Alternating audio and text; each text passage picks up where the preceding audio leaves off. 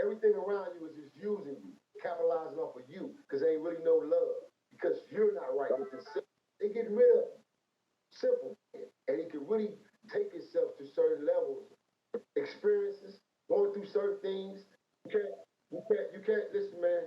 You can't take the steps and the measurements of growth without change. You can't take the steps and measurements of change without growth. You can't take neither one without the sincerity of your heart, bro. You can't have a fuck. You can't say I'm saving the world today and then go to the tattoo parlor and you got BK, PK, and killers on your arm, bro. You got these fresh new tattoos. So how the fuck you gonna stop? My heart want me to stop. No, bro. I'm in a position now where shit, I just get worse. Fuck, because I'm who I am now, and everybody like me. I just get worse. So my whole thing is this: do we praise this, or how do you teach it? You said yourself, you and the other brother, the homie from Carter Park, Right on. yeah, Brian Out. Y'all try to reach out and really talk to the youngin and get at him, right? Now, a part of the youngster, the thing with this is what I see. The young nigga don't know, man. If he had the right individual in his ear, a big homie, a real big homie, sit his ass down and say, hold on, nigga. You got a shot. You got something the others don't got right now, and you got a shot. That means you got a chance. And as a big homie who really love you, check this out, my nigga. All that shit got to disappear. Either you in or you out. You want this over here or you don't. Because them white folks ain't gonna take you for all this, bro. It's only so far you gonna go with it. It's only so much you gonna get out of that. But when it comes to the big shit, they not touching it, bro, because there's liability situations going on. You know what I'm saying? And then it's not professional. So my whole thing is, that's fine. huh? So, but that's fine, and I know we touched on that. So let's go back and touch on, because I'm constantly amazed by the ability of words and our human experiences to expand who we are as individuals. So as the individual, as you are, you entered the industry, right? You've been a part of movies, right? How has that made you better today? By learning, listening, observing, watching, experiences, going through certain things, taking L's as well as wins, So the and I'm people still here. around I'm focused. the I'm people focused. around you See, had huh? an impact on you, right? The people around you You had say an what? impact. The people that was around you had an impact, right? Yeah, because if it's not influencing me, I ain't fucking with it. I ain't touching it. If it's not something So that's on the same measurement of where I'm going, I don't even want to be involved, bro. so my question to you, You know what I'm there's a social component to everything we do, and the social component consists of team building, communication, and also it has a conflict resolution. Because the key to life in itself is conflict resolution. Because as people, we always have these coming and going, up and down, interpersonal, you know, transfer of information, or maybe we heard something wrong, or we may not have heard it right, but the person didn't mean it that way, and we got to go back and reiterate. This is part of what we do as humans, right? So saying? Right. life is really just practice, bro. We just hope we get good at it at some point. So we're gonna always have these issues as humans because we're growing. We always on the curve, and there's always BJ. There's always more to know. We can't possibly get it right every day, although we would like to, but still sometimes we fall short of that. But what I want to know from you is, what are you gonna do as far as how do you contribute to the kids, and what do you give to them to make them better when you in there, when they're in your circle, or they seeing you do what you do? Because everybody's always inspired people that's in the entertainment business or in the music business or athletes and all that kind of sort of stuff, right? And you seem to Right. be yourself deeply entrenched in that. So what can you give these kids that's coming and watching you right now? Well, for one, I want to say this again. Like I say, shout out to the youngin' man. You know, nothing but respect to him. I don't take nothing from him. It's just my thing is I hate seeing us as the people, and we be in certain positions.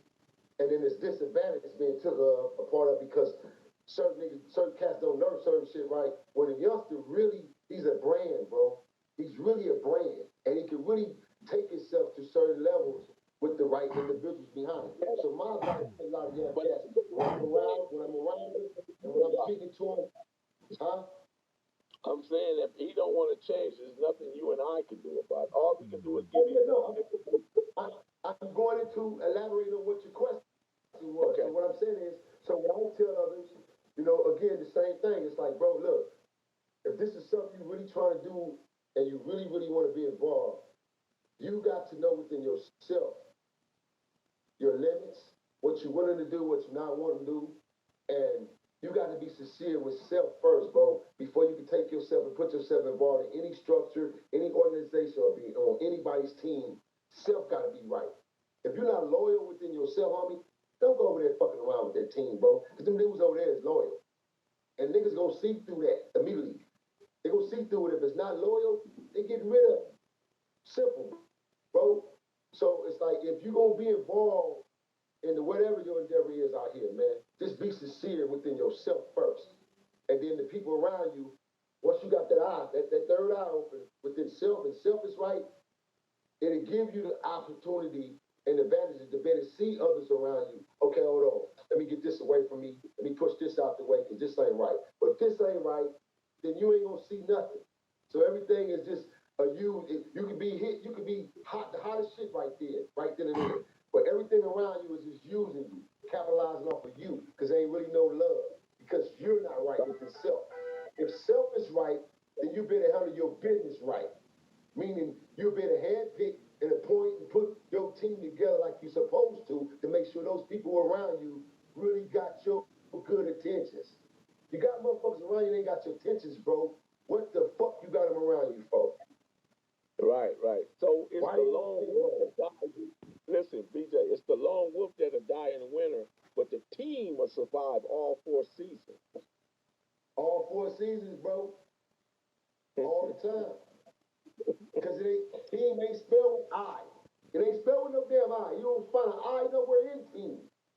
Right, You feel me? right. Nothing is built on I, bro. No success is built on I. You feel me? No man on earth can say, I built my success by myself.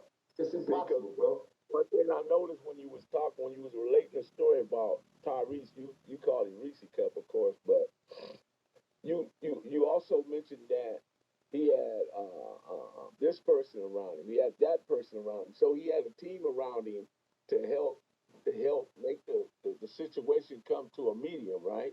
It wasn't Right. just him that you had to, you know what I mean? Because you had to go through other people to get to where he was at, right? Because I've been around him, and I think he's a fair minded individual, and I don't know what his attachment is to now that you said what you said. I didn't know that about. He wasn't really from Watts, but you know, I don't know. I don't know what to say about that. But uh, demographics and geographics don't really make the man. It's what's in the heart that makes it. You know what I mean? Because Right. Right. I agree. I agree. It's just if a person if that's a man's choice and prerogative, if he choose not to stamp himself from being a certain place or being from over here because of his growth and his achievement and his success, then so be it, bro. I can respect that. I'll just tell you what the facts was. I'm just giving to you what was facts. yeah, I mean, I shit. understand that. You know what I mean? So It's a lot of cats out here consider themselves. You can say you from Watts, but then a real Watts native, a nigga who's been in the streets and been out here all his life, they tell you the same thing. You ain't from Watts because he probably ain't never seen you in the streets to see you. But that don't make you not be from Watts. That don't make you not a real native out of Watts because you went in the streets, bro. Everybody went in these streets. You feel me? On some real honest shit, homie, from my heart. I wish I would have never in my life experienced this shit. These motherfucking streets. I could have been a scholar, homie, a professor, a billionaire twice in my life by now, man. I could be any motherfucking thing I chose to be in my life, bro, because I had that background setting already. I had great parents. I had great teaching. I chose to go fucking left and rebel and do wrong after I lost my parents. I made that choice, homie. So I swallowed that pill. And that's why I was able to be out of it and make my transitions and my changes, bro, and give my life and my heart back to God and get that nigga's red suit back after 30 years. Here, nigga, take this suit. I wore it proudly for you. You seen I was one of your number one A warriors. You got me shot up, nigga. I rose out my body twice, nigga, from death. My spirit literally rose out my body. I could see my body, nigga, from death twice. Hit with a K, fofo, the whole nine. Nigga, I did my shit for you. I'm going home. So I went and got my wings back, man, from my father. And I'm right here, bro. I ain't going nowhere. And I speak this shit from the heart. It's not no hypocritical shit. It's from my heart, bro. You feel me? So that's why I say, if we gonna do this, man, and Cass gonna be on here, we gotta really, really be in this shit all the way. We can't be in it half of the way. And I'm gonna use this quick scenario as an example why I say that, why I say you can't be in it half of the way and part of the way. Okay. I'm gonna take us back about 15, I'm gonna take us back about 20, 22, 23 years ago, bro, during the peace treaty era, right? I'm the only nigga. I'm the only blood crip activist, only individual from out of Watts and Compton with Batman, Green Eyes, Big Rock, Dawu Sherrills, Akila Sherrill, all these cats is known activists and was pushing the line in the envelope back then. All of us. But I'm the only one had enough sense. I'm the only one had the vision and seen it and stepped up and spoke out and said, hey, check this out. I need to holler at you, homie. Step in your office right quick. I need to holler at you. And I took Jim Brown in his motherfucking office on the sidebar and got me a $7,500 check about his ass because he took $2 million out of Watt's mouth. He took $2 million, and I'm telling you right now what motherfuckers are scared to say on the internet, scared to say, period. So I'm gonna be the nigga that's gonna tell it. Jim Brown took $2.5 million from fucking Watts, nigga. We had a major endorsement shoe deal going on. Hightower, rest in peace from Grace Street. Down water, we put this shit together, bro, packaged it, and these niggas took it to Jim, and Jim got a hold to it somehow, and the white folks got a hold to it and ran with it, Nike, and they ran with it. We seen no funding. What do you think? And What do that's you think he's doing with the money? hold on. And that's what fucked us up from a funding perspective when it came down to us being able to go back to these neighborhoods and put jobs together and do things for our youngsters and our kids to keep our peace treaty at bay, bro. It put us in a limbo. So we had to turn back around and come up with another game plan. That's when we came up with the grassroots idea. And the grassroots idea was sports. So we brought the basketball, baseball, football, shifted them into the activities, and that kept us at bay. But Jim Brown took $2.5 million from us, man, for Watts. And I'm the only motherfucker, the only individual that stood up at that goddamn rally, at that meeting at his house, with all these gang representatives from Los Angeles, from you name it, every sector of Los Angeles, West Side, East Side, Compton, T. Rogers, you name it. I'm the only motherfucker walked out there with a check. Jim walked out there with the big checks, and I'm the only nigga walked out there with some change in my pocket, because I wasn't going for it. Straight up, homie. And that's why I'm like, either we really in it, or you not in it. I was really in this shit to see peace and to see change. But nigga, you not gonna come along and take something from us, and I'm really trying to really be in this shit, I'm getting out the streets. For real, for real. Oh no, I might as well go back to being What did you do with it? Huh? What did you do with your piece of change? Oh, well, first of all, I got into an argument with the Grace Street because they was giving me a ride back to the projects. And I told them niggas, pull over, nigga, I get out with any one of you niggas in this motherfucker bed right now, nigga. I ain't giving you niggas a dime of my money. Because Young Chop got to talk about, man, HDB, man, what's up, beat my ass, nigga, this mine. That was my money. What you mean what I did with it, nigga? It's my money. Well, I'm just saying, so what did you get from Jim? I flipped it, man. I flipped it, man. Yeah, I made my 75 and 35. I flipped it. Okay. Okay. If you must know, I flipped it, man. Okay, I'll just ask it. Because I don't know Yeah, what Jim Croce is. I did what I do with all mine. I flip it. I do flip flop backs, man. Uh, so let me But ask no, you. man. Well, right on, BJ. Right on, right on. With all the degradation and ignorance and disrespect has partially made us all victims of the mental drive-by, right? Even including yourself and myself, right? And when I say the mental drive-by, sometimes the way we relate to one another or the way we speak in the tonality which we speak in phraseology, we got to be on point with that because we can't really articulate a beautiful story or try to convey what we're saying when we use every other word as a curse word. How do you deal with that, brother? Um, in agreement. You're right. I mean, I myself, I correct myself about it at times as well. So you're right. I'm in agreement. I can't dispute that because I don't know, man. But then again, it's two sides to it. Let me put it like this: it's two ways and two sides to it. I'm in agreement with what I'm in direct agreement with what you're saying, but then again, you have to realize that when you're trying to deliver a certain message, get a certain point across, and talking to certain caliber type of individuals, amen, the modest, the humble talk ain't gonna cut it, bro. Sometimes you have to go down to it seems that way. I'm just put it like this. You have to go to that pedestal to get that type of attention. You have to become that. This is why a lot of cats on the internet. I only say, huh? I'm gonna show you where you're wrong at. Do you think? All right, I stand for correction, Big Mel. No problem. But I'm gonna just use this as an example. Go ahead, go ahead, go ahead. Tell me what's wrong. Warren Buffett, Elon Musk, Bill Gates, the guy that owned Amazon. Do you think that in their board meetings that this is the type of language they use to get the things done that they have done? Just the honest See, we talking corporate and we talking about dialogue. So we talking corporate, we talking about dialogue. We're not talking business, we just talking about dialogue in general.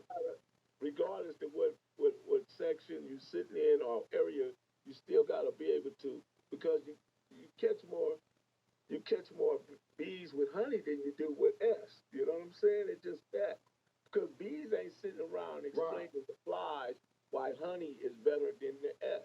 They just not. That's just the bottom of the line. But we grew up, and I understand we grew up in these spaces, in these communities, articulating and relating in certain ways, but at the same time, how it has it been good for us or bad for us? At some point, we got to look at that. No, it's definitely been bad, Mel. This is why I take myself and use myself as my own example of growth, bro. I know where I come from, and me personally, would never in a lifetime have that kind of dialogue and conversation. I'm entwined in a meeting. It's not gonna happen, bro, because I know my business entity. I'm just sitting here having stipulating dialogue with you. We elaborate on different things, and I'm spitting dialogue with you. But at the same token, you're definitely right about when we're trying to get the point across, or we're speaking on certain dialogue or intellect, based on topics, and we're trying to really get a significant point across to our people, then it is a certain way that we need to articulate and relate that, whether they understand it or they really can perceive it or not. It's about us and our delivery. And you absolutely right, bro. And me, I've grown a whole lot as far as bringing myself out of the profanity aspect of things, and now I'm really, really trying to throw an N word up out of my vocab altogether, like I had, like it used to be. But being the fact, and I only say this, and it's not an excuse. It's not an excuse, but I'm gonna say it, and it's not an excuse. I used to use it as an excuse, and so I've grown out of coming to facts with myself. When I'm talking to ninjas, I gotta talk to a ninja like a ninja. And I have to tell myself, hold on, man. Just because that ninja want to act like a ninja, be a Negro, man, don't mean you take your foot off this pedestal that's being the king you are and talk to that ninja. Then just stop talking to that ninja altogether, because he ain't hearing you. And that's where I'm growing the country. Because, one thing about, see, I got a whole situation with Charlie White. As the world knows, Charleston White. I got a whole situation with Charlie. And Charlie out of all every nigga in this West, Charlie respect me to the fullest because of the conversations that we have held. But the fact what I told Charlie is, and one thing I learned from that man is something is this, man. And when he told me this shit, that the old man told him, because somebody talked to him, and when he told me, I just sit back as an individual I am, man. Like certain things you said, being on this internet, I grasped a hold to it. Like, oh, damn, okay, just taught me something. But the man said to me, man, his philosophy was this. He said, man, big homie, he said, Cap, the old man told me, stop talking to these niggas, man. Stop even having conversations with niggas. And then I go, he said, why did he tell you that, Charlie? He said, because what happens when you have a conversation with niggas? It all ends up in a debate or argument. Nobody talks with stipulation of dialogue and understanding. It's all about debate or argument, or who's the toughest, or who the baddest, or who done what. And when you sit back, you think about that. You're like, damn, that carries a lot of weight in analogy that what was said, bro. Because if it's 4 or 5 of us, and you're speaking on something of the truth, and I mean the actual truth, instead of us 3 really perceiving that truth from you, 2 of us become debaters, and we don't even know what the hell we talking about. So now there go your argument, and you're really speaking truth, facts. Yeah. So they kind of clinged on in my mind, man. And I thought about this, so I was like, damn. So it started really making me start checking myself to the question. All right, well, look, Cap, if you know your growth and you know your strength and your stability, continue to grow. And if you're going to continue to grow, then you cannot allow yourself to step back a few steps to deal with nigga shit then. Then let the niggas be niggas. You continue to prosper and grow and be the king and the man and the brother you're put out to be. You feel what I'm saying? I can't say the world. And I want you to notice that God created black men and black women, right? But America created ninjas, so we don't have to be that. Right. And you said that before. Yeah. They created that whole, check this out. I watched, if you get a chance, go check out, goddamn, Tales of the Hood 2. Go check that film out, that movie. That movie right there last night opened my eyes up this wide, bro, when he told the story about the Googie Dow, about the Black Dow, the Negro Dow, and then every fucking African American in the world needs to look at that damn movie and just listen to the story. The hell with the movie, the hell with the entertainment. Listen to the message, because that's exactly what it was. A strong ass message to us. And we still ain't even hearing the message. Niggas will just look at the movie. Cats will just look at the movie and look at the entertainment. But I caught the message last night, bro, because when I heard it, I paused it. I grabbed my notes, I started writing, and I rewinded it a couple of times. And I just listened to the message, bro. And I was like, damn. I was mesmerized, from what was taught to us over the years and what was taught to us in history, and to hear how this brother was speaking and facts of history on how that came about. The same topic we're speaking on right now, of what you just said, how America made that. I just seen it last night, bro, and you absolutely right. 1,000% right. Right. And we adapted to it and grabbed it and we ran with it. Man, we gotta see, the thing is, BJ, all spaces are filled with something. It's either positive or negative, but we get to pick which one we want to be in as an individual. Because the life we have, we fashion them with our 2 hands. Your 2 hands fashion your life. Wherever you at, and whatever you're doing right now, you made that happen. You're responsible for that, right? So, I mean, I applaud the fact that you've been in the entertainment, you was able to participate in other movies, but there's another side to it that where you can elevate and get up over the obstacles that people been throwing you, and how you got to add the social component to yourself. The social component is where you become, you build rapport and be in a continuance of commonality by mirroring, matching things that you see, but also making those things better to where people are like, oh, man, I can't believe he just, wait a minute, he just rearranged that thing and did it this way. I like the way he did it. And they go with that. So that's part of that, being in those spaces around those individuals and being able to, understand that a lot of them cats that you be around in the industry, we know that they're not really that person, but they portray it, you know what I mean? And when we see it, we like, man, come on, man, stop it. you know? Wow.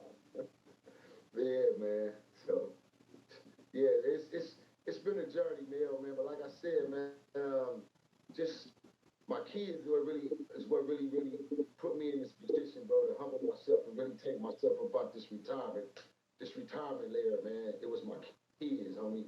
Having this my set of twins, I have four total, but having my set of twins, man, it really just took me to that level of course my manhood and just having that strength and stability that I just want to just build So and build and build.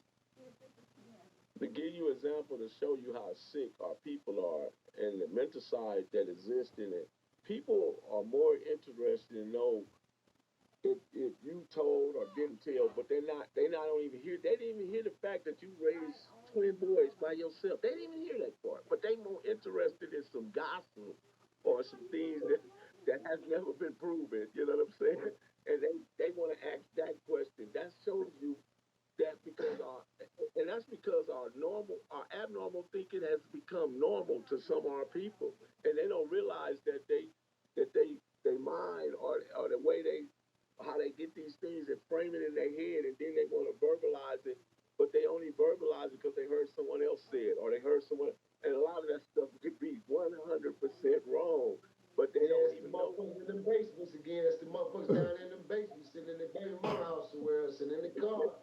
Again, man, we don't care nothing about that shit, man. Man, I No, ain't. no, no. I had to explain it in a way to let them know that I'm already Yeah, well aware of what they're doing, but don't, if that's the way they want to try, if that's the only thing they can come up with, they probably on the wrong channel or they on the wrong platform. You know what I mean? Because I'm about peace. I'm about love. I'm about bridging the gaps and building up. I build up way before I tear down.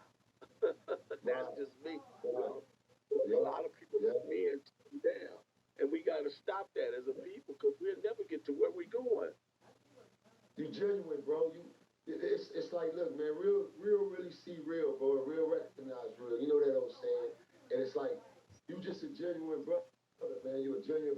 So therefore, I have no problem with sitting down and we do this collective dialogue like we're doing as men, bro. And I have no problem with learning as well as a man. You know what I mean? It's crazy, Come on, the wall. We're like underneath you it. say, how we as a culture, we as our people, In the sink. no matter how the truth is told, ignorance will still be bliss, man. No matter how the truth is told, motherfucking ignorance will still be bliss. Motherfuckers still turn around after you've showed the truth, you acknowledge it, but still be bliss with ignorance. Hey, man, I don't know what to tell you, dumbass, man. I don't know what to tell you, man. I don't know what to tell you. You feel me? That shit is But we crazy, man. got to continue to do what we do and move forward, bro, because we can't get nowhere looking in the rearview mirror. No, Nowhere. man. Shit. That's when you look in the rear view, what the next say? That's behind you. Everything in the rear is behind you. You feel me? Right, It don't sit right in front, it's behind you. right. So yeah, man, it's like I say, it's been a journey. And for me, man,